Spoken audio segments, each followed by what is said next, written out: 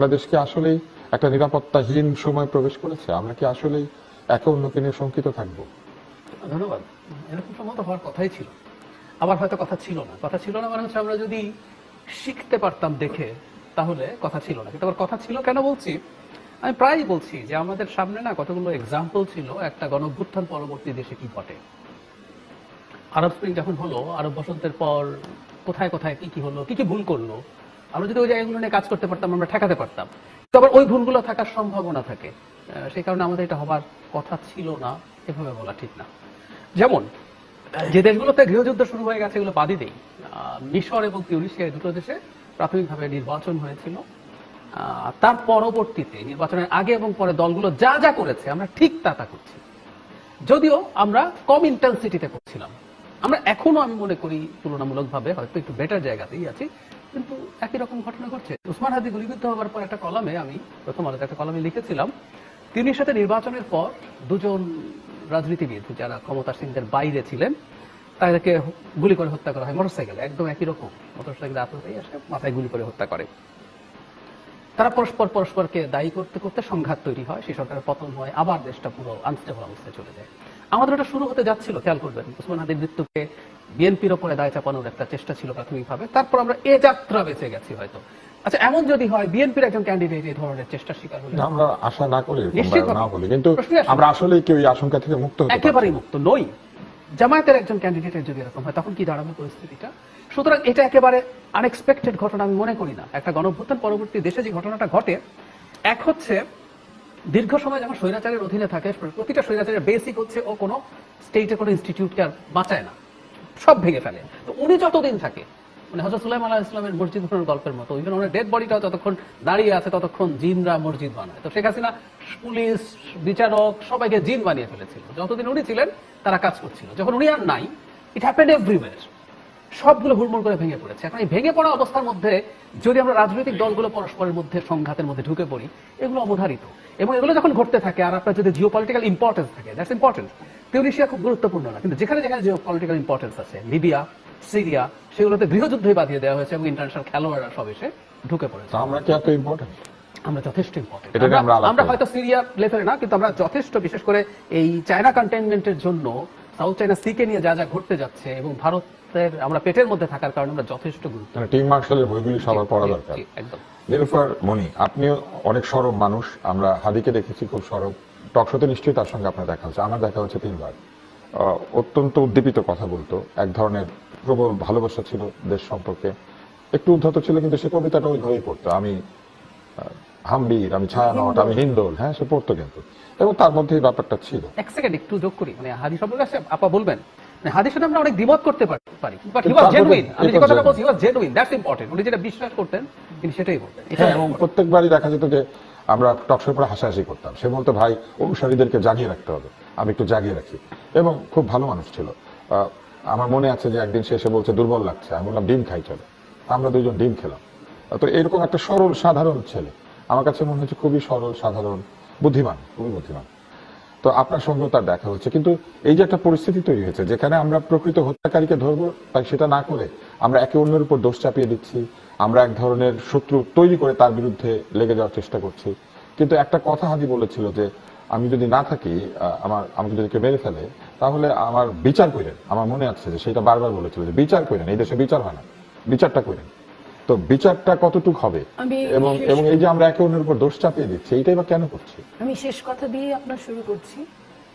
বিচারটা ও বুঝে না বুঝে যেভাবেই হোক, আবেগ, হাদির অনেক আবেগ ছিল, এত বেশি আবেগ ছিল যে হাদিকে খেয়াল করেন, হাদি যাদের হয়ে আসছিল একটা সময় তাদেরও বিপক্ষে বলা শুরু করেছিল, এই কারণে যে সে সাদাকে আর সাদা হিসেবে দেখতে পায় নাই, কালোকে কালো হিসেবে দেখতে পায় নাই, এবং এটাই হাদির কাল হয়েছিল এটা বলা শুরু করাতে আরো বেশি। উল্টোটা হয়েছে, সে সাদাকে সাদা কালোকে কালো বলছিল, নিজের পক্ষে বলছিল না, যা সাদা সেটা সাদা, যা কালো সেটা কালো, সে সেটা বলছিল। বাট সে যেটা দেখে সাদা মনে করে সে শুরু করেছিল, তার পুরনো বিশ্বাস থেকে সে সরে আসছে, ওখানে সে আর সাদাকে খুঁজে পায় নাই।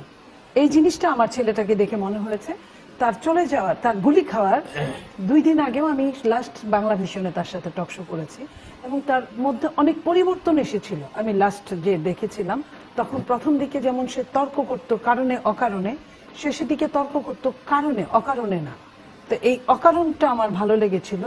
আমি তাকে বলছিলাম যে আমি ভোট যে কটাই পাই সমস্যা নাই, আমাকে যেই দেখ, আপা আমি আমার চিনে কয়জন আমাকে ই করবে, যে আমি যতটুকু পাবো অতটুকুই লাভ। এই যে লাভ না লস জানি না, সে আর আমাদের মধ্যে আপনার ওই কথার মতো যে চলে যাওয়া মানে প্রস্থান নয়, সে আমাদের মধ্যে তার কথাগুলো থেকে যাবে, কিন্তু সে আর সত্যি প্রস্থান ওটা আর আসবে না।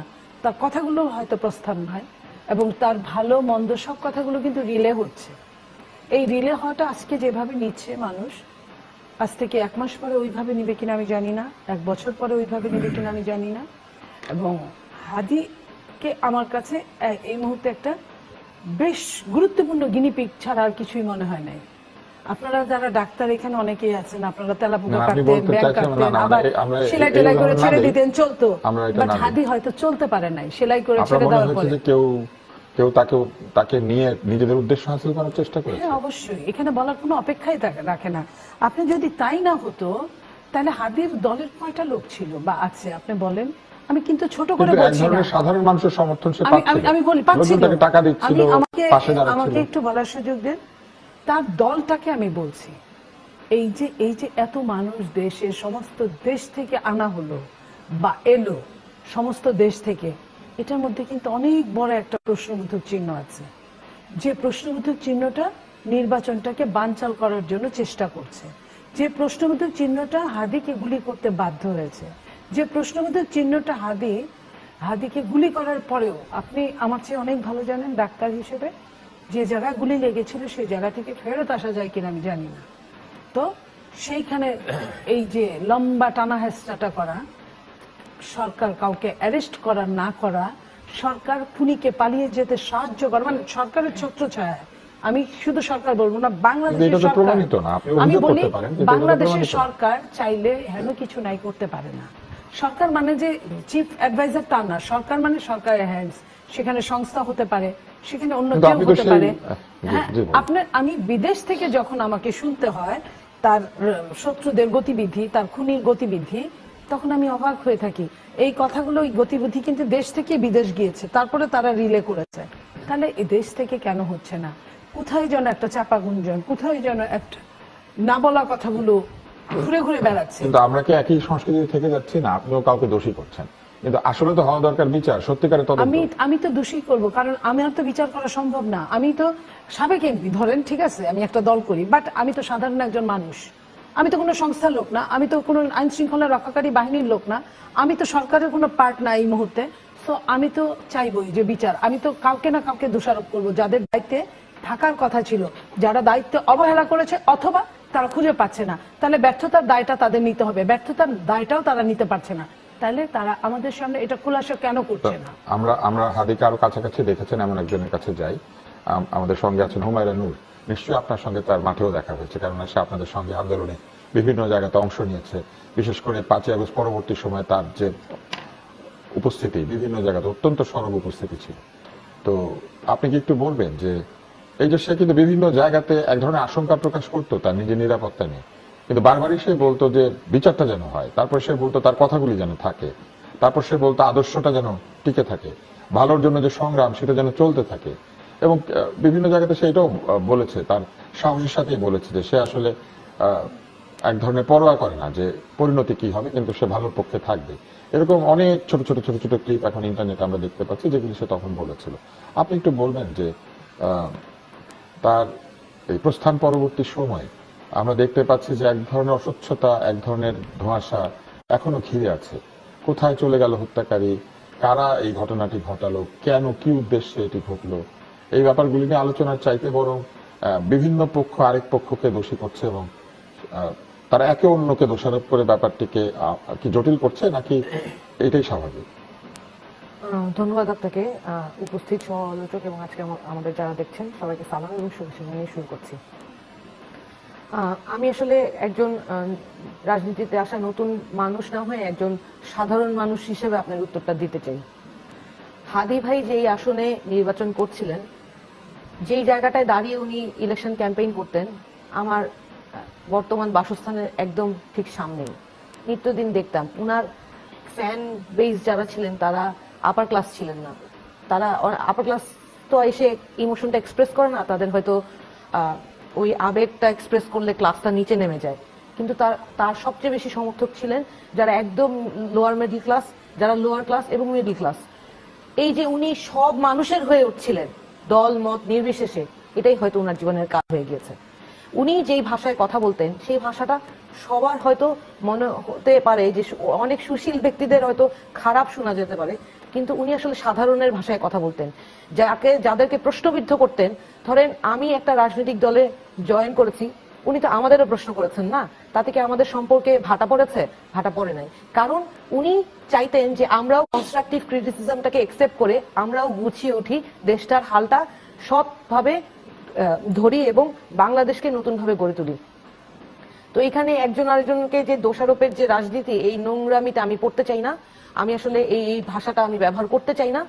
আমি জানি যে একজন হাদি কোনো রাজনৈতিক ব্যক্তিত্ব ছিলেন না, তার যে সংগঠন সেইটা কোনো নিবন্ধিত রাজনৈতিক দল ছিলেন না। উনি চেষ্টাও করেন নাই ইনকিলাব মঞ্চকে নিবন্ধন, উনি চেষ্টাও করেন নাই নিবন্ধন করানোর। উনার দলটা বরং উনার যে সংগঠনটা ছিল সেটা একটা সামাজিক সংগঠন ছিল এবং উনার যুদ্ধটা ছিল সমাজের সমস্ত দুর্নীতি, অপতৎপরতা এবং গণতন্ত্র বিরোধী কার্যক্রমের বিরুদ্ধে। উনি স্পষ্টবাদী ছিলেন, উনি নজরুলের ভক্ত ছিলেন। আমার কষ্টের জায়গাটা হচ্ছে যে উনি যেই জায়গাটায় দাঁড়িয়ে কথা বলতেন ওখানে বেশ, আমার বাড়ির সামনে একটা বস্তিও আছে। উনি চলে যাওয়ার সময় যে হাহাকার আমি অসহায় গরিব মানুষগুলোর মধ্যে দেখেছি। উনি তো অনেক বড়লোক ছিলেন না, দু হাতে মানুষগুলোকে টাকা বিলিয়ে বেড়াতেন না, কিন্তু উনি মানুষের ভালোবাসাটা পেয়েছিলেন। কিন্তু দুঃখ লাগে যখন শুনি যে উনার জানা যায় হয়তো বাইরে থেকে লোক আসলো, কারা আসলো, ঢাকার আসলো কিনা বাইরে আসলো। বিশ্বাস করেন প্রত্যেকটা মানুষ যারা উনার জানা যায় অংশগ্রহণ করেছে, যে 10 লক্ষ 12 লক্ষ, তারা একজন ওসমান হাদির জন্য এসেছিল। তারা কোনো রাজনৈতিক দলের জন্য আসে নাই, কোনো কারো সমর্থনে আসে নাই, কোনো হয়তো হাদিকে যে তারা শেষ একবার দেখতে পারবে না সেটাও জানতো, কিন্তু শেষবারের জন্য তাদের ভাইয়ের দোয়া করতে এসেছে, তার জানাজাতে অংশ নিতে এসেছে। এবং মুসলিম হিসেবে যে কোনো মুসলিম যে কারো অন্য মুসলিমের জানাজা আসতে পারেন, এখানে আসলে রাজনীতি না খোঁজাই ভালো। সেটাই এখন আমাদের যেই বক্তব্য সেটা হচ্ছে হাদিকে নিয়ে যে রাজনীতি করার চেষ্টা, সেইটা আসলে আমাদেরকে রুখে দিতে হবে। এখন যেই নতুন বাংলাদেশে আমরা এই স্বৈরাচার মুক্ত বাংলাদেশ গড়ার জন্য যে যতটা স্যাক্রিফাইস করেছে, এই জুলাইয়ে এতগুলো মানুষের জীবন চলে গিয়েছে, এতগুলো মানুষ আহত হয়েছে, এবং এখন যারা মামলা হামলার শিকার হচ্ছেন না, যারা 16টা বছর পরিবার নিয়ে শান্তিতে থাকতে পারে নাই, বহু পরিবার, আমার কাছে অনেক পরিবার এসেছে যে স্বামী জেলে বা রাজনৈতিক কারণে, মানসিক অস্থিরতার কারণে তালাক হয়ে গেছে। সরি, মানে এই ধরনের, এটা তো বাস্তবতা না। এরা এখন শান্তিতে সংসার করছে, অনেক গুম হয়ে যাওয়া মানুষ ঘরে ফিরে এসেছে। এই পরিস্থিতিতে এখন একজন হাদি সহ যারা শহীদ হয়েছেন তাদের দিকে অন্তত তাদের প্রতি যে দায় আছে সেই জায়গাটায় দাঁড়িয়ে আগামী নির্বাচন যাতে সুষ্ঠুভাবে হয়, সেই জন্য সকল রাজনৈতিক দলের ঐক্যবদ্ধ হয়ে মানুষের জন্য, যারা ন্যায়ের পথে সত্যের পথে লড়াইটা করে যেতে চায়, তাদের জন্য কথা বলাটা জরুরি। আমরা চাই হাদির যেই হত্যাকারী গুলি করেছে তার তো একটা রাজনৈতিক পরিচয় আছে, আমরা সবাই জানি না। সে কিভাবে ছাড়া পেল, সে কোথায় বসে এই ষড়যন্ত্রটা করলো। এই সরকারের কাছে আমরা জানতে পেরেছি সংবাদ মাধ্যমে যে ইন্টেল ছিল, তা জানা সংবাদ মাধ্যমে জানতে পেরেছি যে হাদিকে হত্যার একটা ষড়যন্ত্র হচ্ছে, এবং হাদি নিজেও তার বিভিন্ন বক্তব্যে কিন্তু এটা প্রকাশ করেছে। কিন্তু কেন সেই ব্যবস্থা নেওয়া হলো না? শুধুমাত্র বিরোধী রাজনীতি করার কারণে। আমি এখানে দাওয়া করে বলতে পারবো, এখানে আমরা যারা বসে আছি শুধু 4 জন নির্বাচনী প্রার্থী না, মনিয়াপা নিজেও ফেসবুকের মেসেঞ্জারের যে ইনবক্স বলেন, এটা খুলে দেখাতে পারবেন। প্রত্যেকটা মানুষ আমরা নানান রকম হত্যার হুমকি প্রতিনিয়ত পেয়ে যাচ্ছি। সেইখান থেকে আমি নতুন রাজনীতি করতে আসা একজন হয়ে আমি নিজেও শুধু অসংলগ্ন গালাগালি না, হত্যার হুমকি প্রতিনিয়ত পাই। কোন বাংলাদেশে বাস করি আমরা? ধরেন অন্য একটা রাজনৈতিক দল যারা সরকার কাঠামো থেকে তাদেরকে বিতাড়িত করা হয়েছে, তাদের যারা সমর্থক আছেন তারা তো এই বাংলাদেশপন্থী বলে আমরা বিশ্বাস করতে চাই, তাদেরও তো বিবেক আছে বলে আমরা বিশ্বাস করতে চাই। অপরাধীকে তো আমাদের ধরতে হবে। এইটাই আমি বলছি যে আমার নিজের ভাইও যদি, আমি বারবার কথাটা বলি যে আমার নিজের ভাইও যদি অপরাধী হয়, তাকে আইনের হাতে তুলে দেন। একজন শুধু আওয়ামী লীগ করে বলে, আমি আওয়ামী লীগে বিশ্বাস করি বলে আমার এই দেশের জন্য যেই ভাই নিহত হয়েছে তার বিরুদ্ধে আমার আরেক ভাই বা আমার দলীয় কেউ ষড়যন্ত্র করবে, তাকে আমি আইনের আওতায় তুলে না দিয়ে তাকে আমি সহযোগিতা করব, আশ্রয় দিব, প্রশ্রয় দিব, এটা হতে পারে না। বরং আমরা তার উল্টো সিনারিও দেখছি। এই হত্যার সাথে শামিল যারা, তারা বিভিন্ন রাজনৈতিক দলে যোগ দিচ্ছেন এবং তাদের নামে হত্যা মামলা আছে, তারা বিভিন্ন রাজনৈতিক দলে আশ্রয় পাচ্ছেন। ববি হাজ্জাজ, এটা দুঃখজনক। আপনি একটি এলাকা নির্বাচন করছেন যে এলাকাটিকে বিমর্ষণকুল বলে আমরা দেখেছি যে মন্তব্য করা হতো, বিশেষ করে 5ই আগস্টের পরে আমরা এমনকি ফেসবুকে সোশ্যাল মিডিয়াতে ট্রল হতে দেখেছি যে এলাকার নাম বললে অন্য দুর্বৃত্তরা পালিয়ে যাচ্ছে, আপনি সেই জায়গাতে নির্বাচন করছেন। আপনি একটু বলবেন যে এই যে একটা পরিস্থিতি, এই পরিস্থিতিকে আসলে এখন রাজনীতি বাদ দিয়ে যারা রাজনীতি করেন তারা নিজেদের ব্যক্তিগত নিরাপত্তা নিয়ে চিন্তিত হবেন, এবং কিছু মানুষকে সরকার গানম্যান দিচ্ছেন, নিরাপত্তা দিচ্ছেন, হয়তো আরো অনেককে দিবেন, কিন্তু সবাইকে তো এইভাবে গানম্যান দিয়ে রক্ষা করা যাবে না। তাহলে যে নিরাপত্তার চাদর, সেই নিরাপত্তার যে একটা আচ্ছাদন, সেইটা কেন আমরা অনুভব করতে পারছি না? এটা একটি। আরেকটি হচ্ছে যে আমি একটু খোঁজ নেওয়ার চেষ্টা করেছিলাম, ব্যক্তিগত পর্যায়ে নিরাপত্তার ব্যবস্থা করতে গেলে এক একজনের নাকি মাসে 2 লক্ষ, 2.5 লক্ষ, 3 লক্ষ টাকা খরচ করতে হবে যদি অস্ত্রধারী বডিগার্ড রাখতে হয়। এত টাকা দিয়ে তো মানুষের পক্ষে বা একজন প্রার্থীর পক্ষে নিরাপত্তা রক্ষা করা সম্ভব না। যারা এই যে ব্যক্তিগত নিরাপত্তা রক্ষী দিয়ে থাকেন এরকম প্রতিষ্ঠানে আমি জানার চেষ্টা করেছিলাম যে আসলে কি এটা সম্ভব, তাহলে তারা এগিয়ে যান। আপনি একটু বলেন যে আসলে কি করতে হবে। আমরা হাদিকে হারিয়েছি, হাদির মতো একজন মানুষ কিন্তু তার লেখা, তার কথা, তার বক্তৃতা দিয়ে থাকবেন আমাদের মধ্যে, কিন্তু সকলে তো তার মতো না, কিন্তু প্রতিটি জীবনই তো গুরুত্বপূর্ণ। জি, থ্যাংক ইউ তুষার ভাই, এবং আপনাকে সহ আজকে যারা আছেন সকলকে এবং চ্যানেল 9 এর সকল শ্রোতাকে আমার সালাম এবং শুভেচ্ছা। হাদির মৃত্যু অত্যন্ত মর্মান্তিক। আমরা এখানে সবাই কম বেশি, আমি মনসভার আলোচনা শুনছিলাম, কম বেশি হাদির সাথে পরিচিত ছিলাম। অনেকগুলো অনুষ্ঠানে গত 14 মাসে হাদির সাথে দেখা হয়েছে, কথা হয়েছে, অনেক টক শোতে কথা হয়েছে, মানে টক শোর ভেতরে, টক শোর পরে। এবং মানে আমার মনে হয় আমাদের সবার একটা সিমিলারিটি আছে যে সবাই হাদিকে মনে রেখেছি নিজের সাথে সম্পর্কে একটা আর্নেস্ট, একটা স্বচ্ছতা ছিল তার কথাবার্তা। মানে সে এমনি তার পলিটিক্যাল বিশ্বাস কি এবং তার পলিটিক্যাল বিশ্বাসের ভিত্তিতে সে টক শোতে বা বক্তৃতায় কি বলতো, এবং দুজনের সাথে আলোচনার সময় তার যে সমবেদনা বা যে জিনিসটা ছিল, এটাতে সবাই তাকে পছন্দ করতো। আমি নিজেও হাদিকে অনেক পছন্দ করতাম। অত্যন্ত দুঃখজনক। তবে আমরা এখন যে জায়গাটা এসেছি, হাদির হত্যাকাণ্ড নিয়ে যে আলোচনাটা হচ্ছিল, এখানে একটু আমার মনে হয়, এগেন আমি জাস্ট আমার ওপিনিয়ন ব্যক্ত করব, আইন শৃঙ্খলা বাহিনীর না, আমার দলের বা রাজনৈতিক না, আমার পার্সোনাল ওপিনিয়ন ব্যক্ত করব। প্রথমত হাদিকে যেভাবে হত্যাকাণ্ডটা ঘটানো হয়েছে, হাদির হত্যাকাণ্ড যেভাবে হয়েছে এবং যেভাবে খুব তাড়াতাড়ি সব এভিডেন্স সামনে চলে এসছে এবং বিগত স্বৈরাচার আওয়ামী লীগের সাথে তার সম্পৃক্ততা সবকিছু এত সহজে, এত মানে তাড়াতাড়ি বেরিয়ে এসছে, আমার ধারণা এই জিনিসটা এসছেই আরেকটা টার্গেট ফুলফিল করবার জন্য, আতঙ্ক সৃষ্টি করা। মানে আমি যদি আপনাকে ভয় দেখাতে চাই এবং আমি আপনার ক্ষতি করি কিন্তু কেউ না জানে আমি করেছি, তাহলে তো লাভ হলো না ভাই। তো আতঙ্ক সৃষ্টি করা আমার কাছে মনে হয় অনেক গুরুত্বপূর্ণ একটা তাদের ইন্টেন্ট ছিল। এবং এইভাবে না জেনে বলছি ভাই, কেউ আবার মামলা ঠুকে দিয়েন না, অনেক দলের আবার অভ্যাস আছে মামলা ঠুকে দেয় আজকাল, তো কেউ মামলা ঠুকে দিয়েন না, কিন্তু আমি আমার পার্সোনাল ওপিনিয়ন বলছি যে যেইভাবে এই জিনিসগুলো হয়েছে, গুরুত্বপূর্ণ স্টেক হোল্ডারদের সম্পৃক্ততা ছাড়া এইভাবে হওয়া সম্ভব বলে আমি মনে করি না। এবং এই গুরুত্বপূর্ণ স্টেক হোল্ডার কারা হতে পারে সেটা নিয়ে আর লম্বা আলোচনা অন লাইভ টিভি আমি করবো না, বাট গুরুত্বপূর্ণ স্টেক হোল্ডারদের সম্পৃক্ততা ছাড়া এটা সম্ভব না।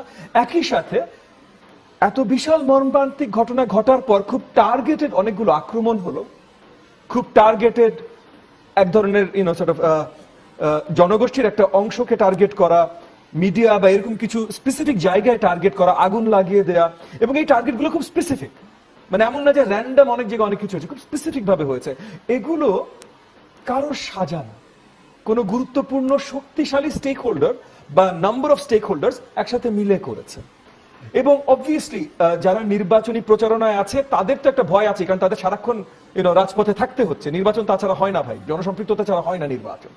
এবং আমরা দেখলাম সরকার ইতিমধ্যে আরো কিছু যে ওই যে দেহরক্ষীর কথা আপনি বললেন, বা গানম্যানের কথা বলেছে, বা বন্দুকের কথা সরকার লাইসেন্স দিচ্ছে। সরকারের বন্দুকের লাইসেন্সটাও কি ধরনের ফালতু লাইসেন্স, এটা আলোচনার ভিতরে আমি যাবো না, কিন্তু এগুলোর মাধ্যমে কোনো প্রোটেকশন আসলে হয় না। যারা জীবনে কোনোদিনও রাজনীতি করেছে, জনসম্পৃক্ততার মধ্যে তারা ছিল, তারা জানে ভাই আপনি যখন একটা ক্রাউডে যান তখন আপনার দ্বারা বন্দুক বের করা বা আপনার কোনো গানম্যানের দ্বারা বন্দুক, এটা সম্ভবই না, মানে এটা পসিবলই না। আর আপনার পাশে যদি গানম্যান থাকে তাহলে ওই ক্রাউড ওখানেই শেষ, আপনার নির্বাচন ওখানেই শেষ, আপনি যদি গানম্যান নিয়ে ঘুরেন।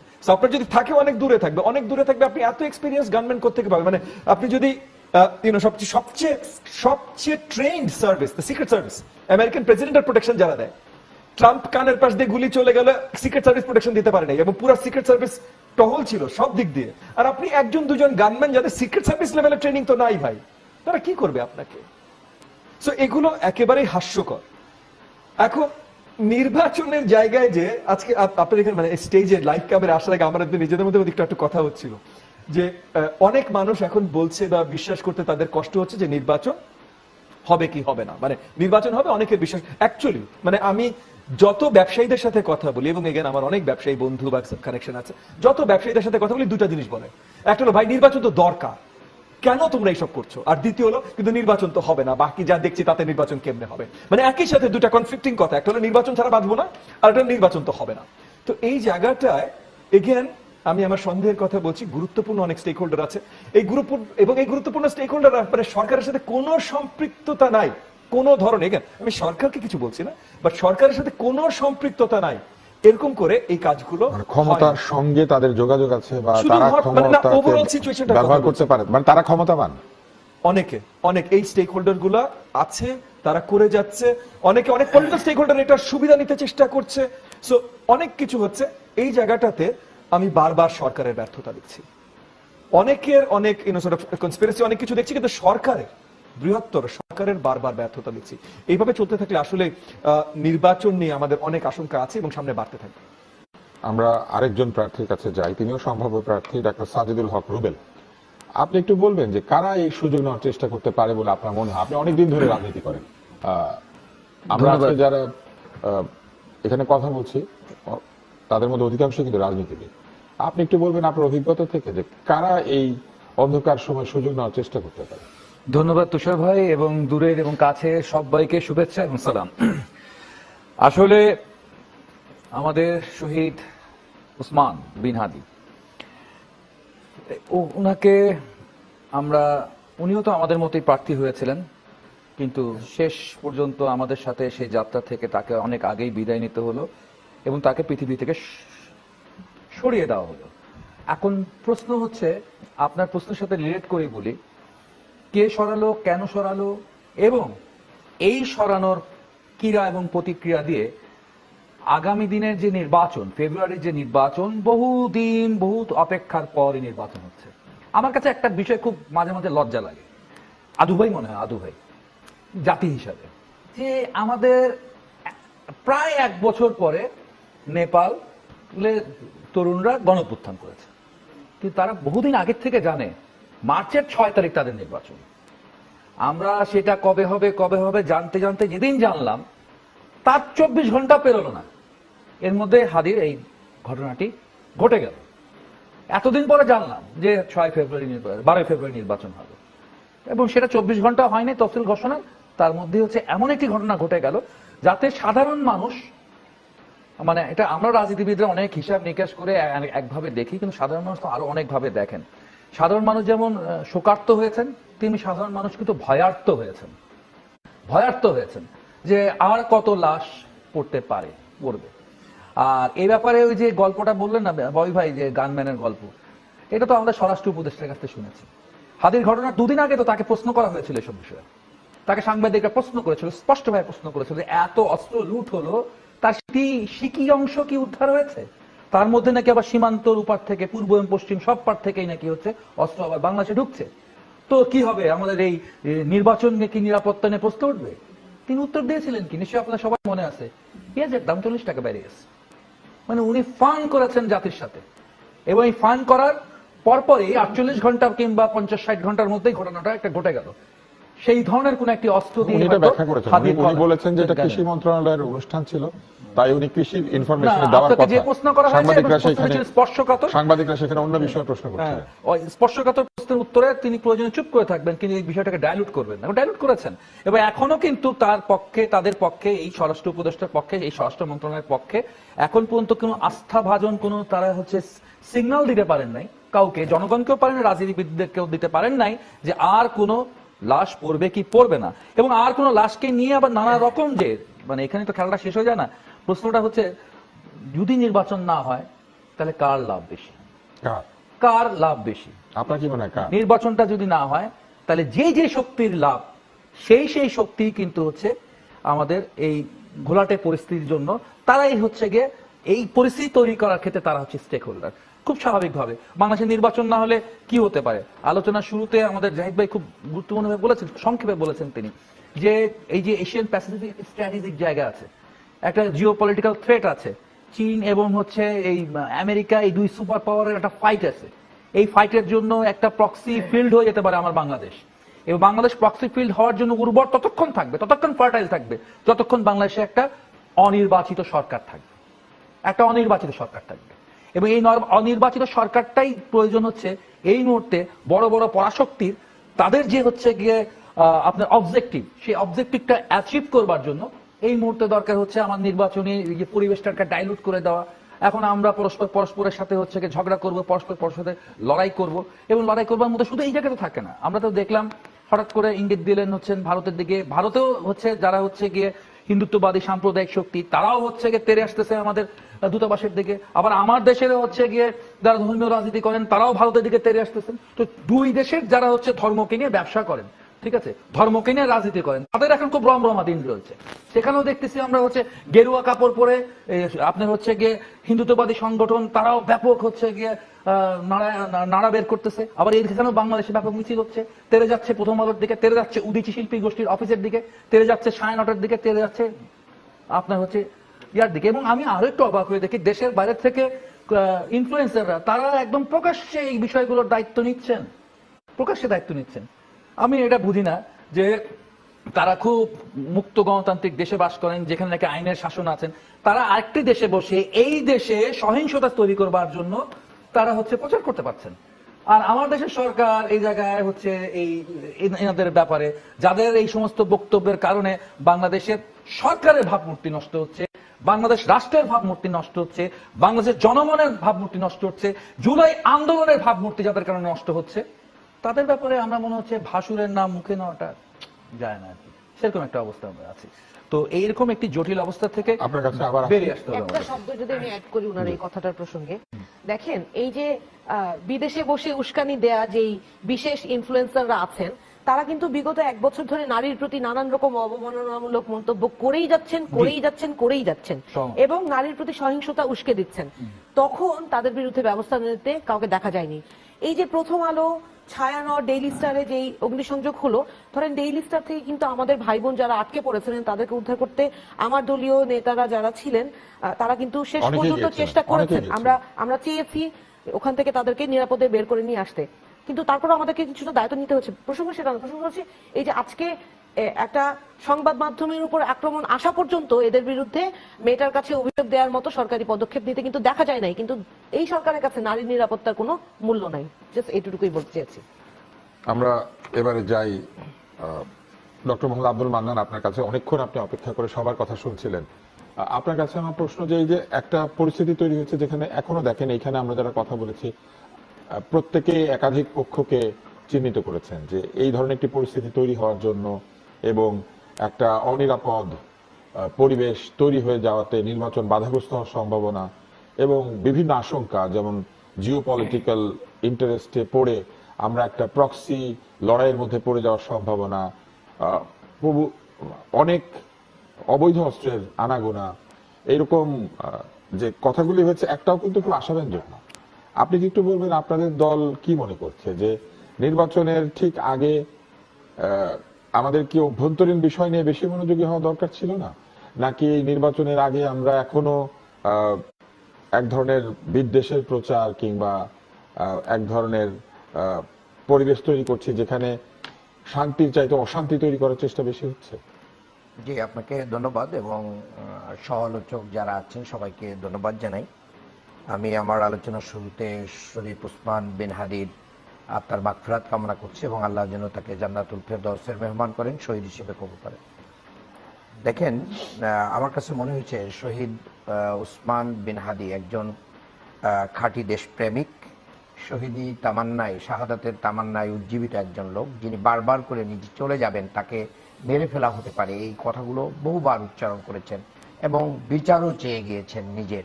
এই জায়গা থেকে আমি মনে করি যে আল্লাহ তাকে অবশ্যই শাহাদাতের মর্যাদা দিবেন ইনশাআল্লাহ, কারণ সেটা তার আকাঙ্ক্ষিত ছিল। কিন্তু আমরা তো তার সেই কথায় সতর্ক হলাম না, তাকে নিরাপত্তা দিলাম না। এটাই আমি আসতে চাই দেখেন এই যে তাকে সে নিজেই বলেছে বিদেশি নাম্বার থেকে তাকে কয়েক দফা হুমকি দেওয়া হয়েছে, কিন্তু আমার রাষ্ট্র কি করে নাই, দেশি কোনো নাম্বার থেকেও দেওয়া ব্যবস্থা, দেশি নাম্বার থেকেও দেওয়া হয়েছে, কিন্তু কোনো ব্যবস্থা নেওয়া হয় নাই। এই যে একজন ব্যক্তি বলছে, এবং এই ব্যক্তি কিন্তু জুলাই গণ অভ্যুত্থানের সম্মুখ সমরে নেতৃত্ব দিয়ে একজন ব্যক্তি, আপনি এখানে বলেছেন লাভ ক্ষতির একটা অঙ্ক আনতে চেয়েছেন। দেখেন আমাদের না, কিন্তু এই ঘটনার মধ্যে দিয়ে কারা আসলে হ্যাঁ, উদ্দেশ্য হাসিল করবে? এটাই আমি বলতে চাই। দেখেন আমাদের দেশে বহু ধরনের সুশীল আছে আর কি, সেটা বুদ্ধিবৃত্তি করে, মিডিয়াতে এসে অনেক সুশীল ভাব দেখায়, দেখিয়ে জুলাই যোদ্ধাদেরকে শত্রুর গানম্যানের বুলেটের সামনে ঠেলে দেয়। আমাদের দেশে যারা ইনক্লুসিভ নির্বাচনের কথা বলে রিফাইন আওয়ামী লীগ জাতীয় পার্টি, তাদের দোসর যারা গুম খুম হত্যা ক্রসফায়ার, মানে নারী শিশু হত্যার সাথে জড়িত, তাদেরকে নির্বাচনে আনতে চায়, তাদেরকে ফিরিয়ে আনতে চায়, এবং তাদের এজেন্ডা বাস্তবায়নের জন্য বাংলাদেশের ঘোষিত যে সংস্কার এবং নির্বাচন একসাথে হচ্ছে সেটাকে বাধাগ্রস্ত করে যারা আগামী দিনে এই কথা প্রমাণ করতে চায়, এবং দু একজন বলেই ফেলেছে দু একটা জায়গায় যে আওয়ামী লীগের সাথে আলোচনায় বসতে হবে এই পরিস্থিতিতে। What is this? আওয়ামী লীগের সাথে আলোচনা তো প্রশ্নই আসে না। এই শেখ হাসিনা বাংলাদেশ থেকে পালিয়ে যে প্রতিবেশী দেশে আশ্রিত হয়ে সে সেখান থেকে সমস্ত প্রকার উস্কানি দিচ্ছে বাংলাদেশের যেন একটা সুন্দর নির্বাচন না হয়, এবং আওয়ামী লীগবিহীন নির্বাচন হলে এটা চলবে না। এবং যার কারণে আজকে বহু ধরনের এই মানে নির্বাচনে যারা অংশগ্রহণ করতে যাচ্ছে তাদের উপরে এই আক্রমণগুলো, সন্ত্রাসী হামলা করে বাংলাদেশের নির্বাচন ব্যবস্থাকে বানচাল করে দিচ্ছে। একজন ব্যক্তির ভালোবাসা থেকেই কিন্তু মানুষ অনেক কিছু স্যাক্রিফাইস করে চলেছে। আপনি কি বলতে পারবেন বাংলাদেশের কোনো মিডিয়া শহীদ শরীফ বিন উসমান হাদির জানাজার জন্য কতটা বাস ভাড়া করে এসেছে মানুষ? কোনো বাসের সারি কিংবা কোনো ডিএমপি কাছে এরকম কেউ জায়গা চেয়েছে যে আমাদের গাড়িগুলো কোথায় রাখবো? না, প্রত্যেকেই তার যার যার জায়গা থেকে চলে এসেছেন। আমি আসার আগে একজন ডাক্তারের একটা শুনছিলাম, সে হাদির কবরের সে বলছে হাদি আমার কেউ না, কিন্তু আমি কেন তার জন্য কাঁদি, এবং আমার জায়নামাজ ভিজে যায় তার জন্য। এই যে ভালোবাসাটা হাদি তৈরি করতে পারে তার দেশ প্রেমিকতা থেকে, সে সাদাকে সাদা বলেছে, কালোকে কালো বলেছে, এটাই তার বড় ধরনের একটা কাল। এবং আমি মনে করি বাংলাদেশের গোয়েন্দা সংস্থার এখানে একটা বড় ব্যর্থতা ছিল যে তারা এই ঘটনা ঘটার 2টার সময় ঘটনা ঘটে আর সারাদিনের ভিতরে এই একজন আসামিকে মানে তারা অ্যারেস্ট করতে পারে না, এবং আজও পর্যন্ত এটা করতে পারে নাই। এটা দুর্ভাগ্যজনক। বিদেশে গেছে না যায় নাই, এটাও এখনো ধোঁয়াশার ভিতরে আমরা আছি। এরপরে আমি আপনাদেরকে বলতে চাই, দেখেন যারাই বাংলাদেশে ভারতীয় আধিপত্যবাদের বিরুদ্ধে কথা বলেছে তাদেরকেই হত্যা করা হয়েছে। হাদি এটা জানতো, যার কারণে সে আগে থেকেই বলতো আমাকে যদি এরকম আপনি যদি বলেন যে যখনই মানে বাংলাদেশের এই দেশপ্রেমিক যে শক্তিগুলো ছিল বিভিন্ন সময়, তারা যখন ভারতের সাথে বনিবনা হয় নাই তাদেরকে জীবন দিতে হয়েছে। এই জীবন দেওয়ার ইতিহাস বহু আছে। কাজেই এই জায়গা থেকে আমি মনে করি হাদি একই পরিণতি বরণ করেছে। এবং সবচেয়ে বড় আরো একটা কথা হচ্ছে যে এই আওয়ামী সন্ত্রাসীদেরকে কারা জামিন করিয়েছে, কারা আশ্রয় প্রশ্রয় দিচ্ছে, কারা দলে যোগদান করাচ্ছে, এগুলো জনগণের কাছে সুস্পষ্ট, এবং কাদের দ্বারা লালিত পালিত হচ্ছে। এবং আমি এখনো বিশ্বাস করতে পারি নাই, ফেসবুকে কথা ঘোরাফেরা করতেছে এবং গোয়েন্দা সংস্থা বলছে যে খুনির অ্যাকাউন্টে বহু টাকা পয়সা। কি আপনারা কাউকে নিচ্ছেন না? হ্যাঁ, আপনাদের দলে কাউকে নিচ্ছেন না? আমরা নিচ্ছি কি না নিচ্ছি এটা তো আপনারাই বলবেন। আমরা কাউকে নিচ্ছি কি না নিচ্ছি এটা বলতেই পারেন, বলতে সেরকম কেউ থাকলে আমরা অবশ্যই তার জবাব দেবো। আমরা নিচ্ছি না, আমরা কাউকে নিচ্ছি না। এরপরে হ্যাঁ, আখতারুজ্জামান তো আপনাদের দলের লোক এসে যোগ দিয়েছে, সেটা আওয়ামী লীগ থেকে, শুনেন সেটা বিএনপি থেকে এসে যোগ দিয়েছে। আপনি কথা বলেন, আমরা ওনাদের কথা পরে শুনবো। এরপরে দেখেন আপনি বলেছেন যে আপনারা নিচ্ছেন না। জি, আমরা বিএনপি থেকে আসা লোক নিয়েছি। আওয়ামী লীগের কোন সন্ত্রাস, কোন চাঁদাবাজ, কোন দখলবাজ, কোন মাদক ব্যবসায়ী, মাদক কারবারি এরকম লোক বাংলাদেশ জামাত ইসলামীতে আসার কোনো সুযোগই নেই। এরপরে আমি সেটা আওয়ামী লীগ না শুধু, সেটা অন্য যে কোনো দলেরই হোক না কেন। এরপরে আমি আপনাদেরকে বলতে চাই যে দেখেন যে হাদির যে বিচার, এই বিচারের জন্য এখন একটু নড়ে চড়ে বসার চেষ্টা করা হচ্ছে, বাকিদেরকে গ্রেপ্তার করা হচ্ছে। এই যে টাকাটা লেনদেন হয়েছে বলে সবাই বলতেছে, তাহলে এই টাকার সূত্র কোথা থেকে লেনদেন হলো, কার থেকে চেক আসলো, কোথা থেকে আসলো, কোন ব্যাংকে ঢুকলো, কিভাবে হলো, তার সাথে কারা কারা ইনভলভ, এগুলোও তো একটু জাতির সামনে আস্তে আস্তে আমি মনে করি যে যেহেতু এটা একটা তদন্তাধীন বিষয়, এ বিষয়ে আমরা বেশি কথা বললে এটা ক্ষতিগ্রস্ত হবে। আমরা স্বাধীনভাবে তদন্ত করার স্বার্থে আমরা এ নিয়ে বেশি কথা বলতে চাই না। আমাদের দেশে একটা কথা বলা হয়েছে যে হামলা সংবাদপত্রের উপরে মনে হয় এটা প্রথম হয়েছে। সংবাদপত্রের উপর হামলা তো প্রথম হয় নাই, সংবাদপত্রের উপর হামলা তো এর আগেও হয়েছে। নয়াদিগন্ত মানে পত্রিকা ছাপানোর অফিসটা মানে সেই ইয়েটা পুড়িয়ে দেওয়া আছে, ছাপাখানা পুড়িয়ে দেওয়া হয়েছে। সেখানে সেই কাগজের কয়লার সেই ইয়ের স্তূপ রয়েছে। তারপরে সংগ্রামের অফিস থেকে টেনে এসে নিয়ে যাওয়া হয়েছে। তখনও তো অনেকে চুপ ছিলেন। কিন্তু আমরা কোনো সংবাদপত্রের অফিস, কোনো সাংস্কৃতিক প্রতিষ্ঠান, কোনো জায়গায় আমাদের এই স্বাধীন দেশে আক্রান্ত হোক আওয়ামী স্টাইলে, এটা আমরা চাই না। এটা এই কালচার সবার জন্যই ক্ষতিকর। আমি মনে করি যে যারা এর সাথে জড়িত তাদের বিচার হওয়া উচিত, কিন্তু কাউকে দোষী করার জন্য মৌলবাদী আখ্যা দিয়ে, ইসলামিস্ট আখ্যা দিয়ে দায় চাপানোর শেখ হাসিনার যে তকমা, এটা খুবই দুর্ভাগ্যজনক। দোষী যেই হোক তার পরিচয় সে অপরাধী, এটাই থাকা উচিত। আপনারা কিছু বলতে চাইছিলেন? আমি একটা এক্সপিরিয়েন্স শেয়ার করি। আমি গ্রামে গিয়েছিলাম আমার নির্বাচনী প্রচারণার কাজে। তো গ্রামের তো আমার এলাকায় যেটা হয় যে আমার পরিবারের দ্বারা অনেক অনেক বেশি ফ্যাসিলিটেটেড, যারা দুস্থ এরকম অনেক মানুষ আছেন। স্বাভাবিকভাবেই আমি তাদের কাছেই আগে যাব, যে যেহেতু আমার পরিবার কখনোই তারা আমাদেরকে চিনে যে আমরা কখনো রাজনৈতিকভাবে তাদেরকে অ্যাপ্রোচ করি নাই, রাজনৈতিক উদ্দেশ্যে তাদেরকে সহযোগিতা করি নাই। সুতরাং ওই অধিকারটুকু নিয়ে যে আপনারা যেহেতু আমাদের চিনেন, পরিবারকে চিনেন, আমাকে চিনেন, আমরা ভালো যদি মনে করেন তাহলে ভোটটা দিন। তখন বললো যে আগে আওয়ামী লীগে ভোট দিতাম, একদম কোট আন কোট, আগে আওয়ামী লীগে ভোট দিছি, আওয়ামী লীগ ডিসঅ্যাপয়েন্ট করছে, মানে শব্দটা হচ্ছে আওয়ামী লীগ আশাহত করেছে, এবং এখন আমরা জামাত ইসলাম আল্লাহর দলে যোগ দিয়েছি, আমরা ওয়াদাবদ্ধ, আমরা ওয়াদার খেলাপ করব না। কিন্তু উনি বলেছেন যে ওনারা কাউকে নেয় নাই। এই যে পার্সপেক্টিভটা, হ্যাঁ ধরেন একটা আমি সাধারণ মানুষের কথা বললাম, তো আমি আমার আশেপাশে যারা আওয়ামী লীগ করছেন তাদের ধারণাটা আমি বলি। ধরেন ওনারা একমাত্র জামাতেই ভরসা করেন, কারণ জামাতে ইসলাম ছাড়া নাকি আমরা সব রাজনৈতিক দল আওয়ামী লীগকে হামলা দিয়েছি, হামলা করেছি, ধরিয়ে দিয়েছি। এই জন্য শুধুমাত্র সুব্যবহার করেছে জামাত, এই কারণে তারা জামাতকে সমর্থন করবে এবং জামাতে ভোট দিবে। তো ওই যে ওনাদের ক্যালকুলেশনটা, সেই ক্যালকুলেশনটা তো আমাদের ছিল না, তাই আমরা সেই হিসেবে কথা বলতে পারি না। যেমন আজকে নাহিদ ইসলাম বলেন যে যারা আওয়ামী লীগের সাথে ছিলেন কিন্তু এই হত্যাযজ্ঞের সাথে ছিল না বা আওয়ামী লীগের অপরাধের সাথে সম্পৃক্ত ছিল না, তাদেরকে সমাজে রিকনসিলিয়েশনের ব্যবস্থা করে দিতে হবে। তো এইটা স্পষ্ট হতে হবে যে কারা, এবং মিথ্যা মামলা দেওয়ার যে ব্যাপারটা, যে কেউ অপরাধী না, একজন ৭৮ বছর বয়সী লোক, সে কোনো ধরনের আওয়ামী সন্ত্রাসের সাথে জড়িত ছিল না, তাকে মিথ্যা মামলায় জড়িয়ে দেওয়াটা, এইটাও তো আসলে মামলাগুলোকে নষ্ট করার একটা প্রচেষ্টা। এইটা আইন শৃঙ্খলা বাহিনীরও একটা দায়িত্ব আছে। তারা যেভাবে ঢালাওভাবে এই কাজটা করছে, কাদের নির্দেশনা করছে, এটা আসলে স্পষ্ট। আমি কোনো দলের নাম উল্লেখ করতে চাই না। এই বিষয়ে আমরা অন্তত ওই খারাপ কাজটা করি নাই দেখে আমি খুশি। কিন্তু এইটা বন্ধ হতে হবে বাংলাদেশে, এই নতুন বাংলাদেশে। বিরোধী রাজনীতির যে মতবাদ, সেটাকে বন্ধ করার জন্য, বা বিরোধী দলের রাজনীতিবিদ যারা আছে তাদের পকেটের পয়সা উগরে নেওয়ার জন্য এই যে কালচার, মিথ্যা মামলা দেয়া, এটা বন্ধ হইতে হবে। এবং আগামীতে যারা রাজনীতিতে আসবেন তাদেরকে প্রতিজ্ঞা করতে হবে যে আইন শৃঙ্খলা বাহিনী এবং আইনকে তারা এইভাবে অপব্যবহার করবে না। কারণেই তো মিথ্যা মামলা হওয়া উচিত না, শুধু বিরোধীর মুখ বন্ধ করার জন্য। হ্যাঁ, নিশ্চয়ই বলবেন। আমরা আসবো, আমরা একটা অন্য প্রসঙ্গে চলে যাই। আপনি কি এটার উত্তর দিতে চান? ছোট্ট করে দেন না, ছোট্ট করে দেন, আপনি ছোট্ট করে উত্তর দিতে চাই। আপনি নিজেই উত্তর দিয়েছেন যে উনি আপনার মাঝখানে কথা বলতে চাইছিলেন, তো না ঠিক তাই আছে, আপনাকে আমি বলতে দিয়ে তারপরে একজন সাপোর্টার। আপনি যদি জুলাই গণ অভ্যুত্থানের চিত্রটা দেখেন, আমি 36 দিনই মাঠে ছিলাম, আমি অবশ্য উত্তর দিয়েছিলাম, ওনারা আরো বেশি ছিলেন। কিন্তু আমি এই জায়গা থেকে বলি যে ওয়ান্স আপন এ টাইম কিন্তু আওয়ামী লীগেরও বহু মানুষ তারা শেখ হাসিনার এই জায়গা থেকে মাঠে চলে এসেছিলেন জুলাই আন্দোলনে। এটা মনে রাখতে হবে।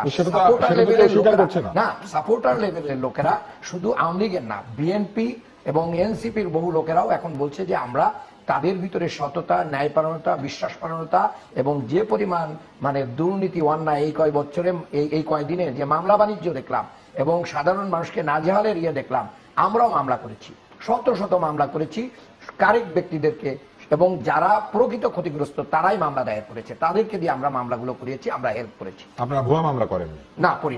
ঠিক আছে, জাহিদ একটু বলতে চাই, আমাদের আরেকটা টপিক আছে। আমি এটার একটু উত্তরটা দিতে চাই। ছোট্ট মামলা, আমরা আরেকটা টপিক, ওনারা মামলা খুবই করেন, ইম্পর্টেন্ট একজন মানুষকে ওনারা সারা আওয়ামী লীগকে বাজার পাঠান, ওনারা আওয়ামী লীগকে রাতে ঘুমানোর জায়গা দেন, ওনারা আওয়ামী লীগের নিষিদ্ধ করেন, আবার আওয়ামী লীগদের সাথে নিয়ে চলেন, যেমন আওয়ামী লীগ ওনাদেরকে নিয়ে চলছিল। সমস্ত বাংলাদেশে ওনারা কয়টা মামলার নথি বাইর করতে পারবে? ওনারা মামলা করেন, বরং ওনারা পানি ঢালছে ওইখানে, ওইখানে যারা মামলা করছে বিএনপি প্রমাণ মামলা ছাড়া করছে আপা অস্বীকার বলেন না, করবে। এভাবে ঢালাও ওখানে আমরা জাহিদের কথা শুনি এই টপিকটা এখানে শেষ করি। একটা জরুরি ইস্যু অ্যাড্রেস করতে হবে, খুব জরুরি এগুলো, কারণ উনি অত্যন্ত ভয়ঙ্কর একটা কাজ করেছেন, আমি সেটাই আসছি। তার আগে মানে আখতারুজ্জামানের আলাপটা স্লিপ করে চলে গেল। আখতারুজ্জামান তো 24 সালে নির্বাচনে অংশগ্রহণ করেছে, করে নাই? আপনারাও করেছেন। 24 সালে করি নাই। 24 সাল একটু মনে করে দেখেন। করুন, আমার কথা শেষ করতে দেন, আমার কথা শেষ করতে দেন। আচ্ছা, জাতীয় বলে পার্টি দিন। নিষিদ্ধ করতে চান কারণ হাসিনার সাথে নির্বাচন করেছে, তাই তো? আমার কথা শুনুন, আমার কথা শুনুন, আপনি জবাব দেবেন। হাসিনার সাথে নির্বাচন করেছে, তাই জাতীয় পার্টি নিষিদ্ধ করতে হবে। আখতারুজ্জামান 24-এ নির্বাচন করেছে। আচ্ছা, আমি একটা বলে আপনি শুনে যান। জুলাই আন্দোলন করেছে রাজাকাররা, ভিডিও আছে। শেখ হাসিনার 10 হাত দিয়ে সামলাচ্ছেন সবকিছু, দেখতে চান? আপনাকে আমি পাঠিয়ে দেবো। আপনাদের আমির স্বয়ং বসে তাকে দলে নিয়েছেন, যিনি হাসিনার দোসর হয়ে মানে 22 এই সালে- কথা যিনি বলেছিলেন, জি, মেজর আখতারুজ্জামান 22 সালে সর্বশেষ পঞ্চমবারের মতো বহিষ্কৃত হয়েছেন। আমি বিএনপি কেউ বলি, মনিয়াপা কেউ বলি, একটা মানুষকে 5 বার কিভাবে বহিষ্কার করতে হয় আমি বুঝি না, এতবার লাগছে তাকে বুঝতে। কিন্তু সর্বশেষ বহিষ্কৃত হয়েছেন কিন্তু 22 সালে। এরপর এই 3 বছর উনি বাইরে ছিলেন, আপনারা নিয়েছেন তাকে কোলে তুলে। আচ্ছা, নাম্বার 2, একটু আগে ভয়ঙ্কর কাজটা করেছেন, এটা খুব ভয়ঙ্কর। আপনি বলছেন কিছু সুশীল তাদের বক্তব্যের মাধ্যমে হাদিকে বন্দুকের সামনে দিয়ে দিয়েছে, তার মানে আপনি পাল্টা কিছু মানুষকে টার্গেটে পরিণত করার চেষ্টা করছেন। আপনি দেখবেন অনলাইনে কতগুলো মানুষের ছবি দিয়ে একটা মানে ছবি, একটা ইমেজ ঘুরছে। আচ্ছা, আচ্ছা। Very important. উনি আজকে অন রেকর্ড এটা করেছেন। না, এটা তো যারা হচ্ছে। একটু না, please, আমরা- না, বলতে দেন। আমাদের এখন- বলেন কেন? এখন- আমাদের এখন আরেকটা- পাল্টা আপনি আপনি ওই মানুষটাকে সাদাকে সাদা বলতে হবে, কালোকে কালো আপনি বলতে ওই হবে, মানুষটাকে- জাহিদ ভাই। আপনি ওই মানুষটাকে আপনি target আপনার করতে পক্ষে বলতে বলবেন, হবে। আরেকটা বিপক্ষ topic হলে আছে। আপনি আরেকরকম বলবেন। target আপনি করতে আবুল বলছেন। আসাদ এবং রাজি অন্তর ব্যাপারে কি স্টেটমেন্ট দিয়েছেন জীবনে বলেন? আপনি আমার পয়েন্ট বলছেন, আবারও বলছি, আচ্ছা। হাদিকে আমার সমালোচনা মনে হয়- করার কারণে আপনার ভাষ্য মতে কিছু সুশীল তাদেরকে শুধু হাদি না, জুলাই আন্দোলনের সাথে জড়িত আপনি শ্রমেন শক্তি। করছেন, শুধু হাদি না, পয়েন্ট বলছেন। আচ্ছা, জুলাই আচ্ছা। আন্দোলনের আমি সাথে আমরা আমরা এখানে এসে এটা থামাই, আমরা এখানে এসে একটু থামাই, অন্য কারণে আমাদের আরেকটা টপিক আছে। আমি শুধু আমার নিজের ব্যাপারে একটু বলি। জুলাই আন্দোলন কারোর ব্যক্তি মালিকানা না, কোনো পার্টি না ভাই, এরা সবাই ছিল। ভাই আমি দেখেছি যারা ছিল আমার সামনে তারা ছিল না আচ্ছা, বললে আমরা তো আমি এখানে চুপ না, করে না, বসে তারা পড়বো। ছিল, কি বলেন? আমরা একটু দেখেছি থামবো। যারা ছিল, আমরা ছিলাম, যারা ছিল আমরা দেখেছি। আমাদেরকে থামতে হবে কারণ আমরা নেতৃত্ব দিয়ে নেতৃত্ব ভাই আপনিও দেন নাই, উনিও দেন নাই, ববি সবাই ছিল। যেহেতু হুমায়রা, আমরা তো থামবো। অন্য কিছু নিয়ে আলোচনা করবো। আমরা একটু থামি। ছাত্ররা যারা খেয়েছে, দয়া করে এই সময় এসে সবাইকে অনুরোধ, হ্যাঁ, আমার মনে হয় যে এই পরিস্থিতিতে আমার মনে হয় যে একমত হয়ে না, নূর, আমি একটা কথা বলি, আঙ্গুল উঠানো খুব খারাপ জিনিস। আঙ্গুল উঠানো কাউকে এটা বলার জন্য আচ্ছা, আমাদেরকে একটু থামতে হবে। শোনেন, এই বক্তব্য আমার না। আমি আপনাদেরকে অনুরোধ করছি একটু আমাদের সবাইকে থামতে হবে, এই কারণে যে আজকের অনুষ্ঠানে আমরা প্রকৃতপক্ষে আলোচনা শুরু করেছিলাম এমন একজন মানুষকে নিয়ে যে সত্যি কথা বলার জন্য, বিভিন্ন সময়ে অপরাধের এবং অন্যায়ের প্রতিবাদ করার জন্য একটা চরম মূল্য দিয়েছে, এবং এরপরে এই বিষয়টিকে কাজে লাগিয়ে যারাই একে অন্যকে দোষী করতে চেষ্টা করুক না কেন, আমরা একমত হয়েছিলাম যে প্রকৃতপক্ষে একে অন্যকে দোষী করার প্রবণতা বাদ দিয়ে প্রকৃত অপরাধীদেরকে খুঁজে বের করাটা এখন সবচাইতে জরুরি।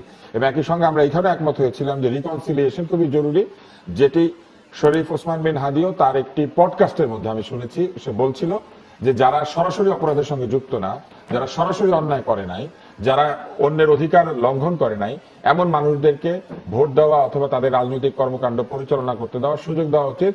দল নিষিদ্ধ হতে পারে কিন্তু ব্যক্তি নিষিদ্ধ হতে পারে না, এটা তার কথা ছিল। তো আশা করি আমাদের মধ্যে এই পারস্পরিক এই অসুবিধাগুলি থাকবে, তবে এটি অত্যন্ত ভুল প্রবণতা যে কেউ তার কথার মধ্যে দিয়ে কিংবা কাজের মধ্যে দিয়ে পরিবেশ তৈরি করে দিচ্ছে, এটা বলা গেলে যে কোনো কাউকেই এই পরিবেশ তৈরি করার জন্য দায়ী করা যাবে, কাউকে বাদ দেওয়া যাবে না। এমনকি রিক্সাওয়ালার আন্দোলন করেছিল, রিক্সাওয়ালার এর জন্য দায়ী হয়ে যাবে, কেউ গিয়ে অন্যায়ের প্রতিবাদ করেছিল, সেও দায়ী হয়ে যাবে। টকশোতে একজন আরেকজনের সঙ্গে তর্ক করছে, যেমন আজকে আপনারা 6 জন তর্ক করছেন, এরপরে কারো জীবনে এরকম একটা দুর্ঘটনা ঘটলে বলা হবে এই টকশোর মধ্যে তর্ক হয়েছে, সেই জন্য ঘটনা ঘটেছে, তাহলে তো বাংলাদেশে গণতন্ত্রের পরিবেশ কোনোদিন আসবে না।